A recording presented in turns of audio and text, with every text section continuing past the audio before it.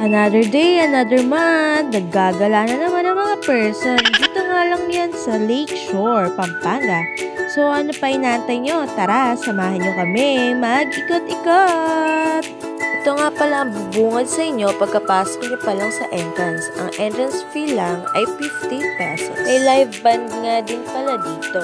Na tamang-tama sa inyong mga couple sound. Isa din ito sa pinaka-attraction nila dito, Maala Baguio Feels. At pagsapit naman ng gabi, binubuksan na nila ang kanilang pinaka-best attraction, ang mga makukulay na mga ilaw. Meron pang ibang mga pwede kayong pag-picturean dito sa loob, pero hindi ko na lang din naisama kasi inaantok na ako. Sa halagang 50 pesos, sulit na dito.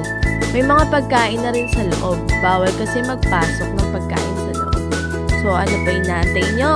Punta na din kayo dito para makita nyo na swak sa budget tong lugar na to.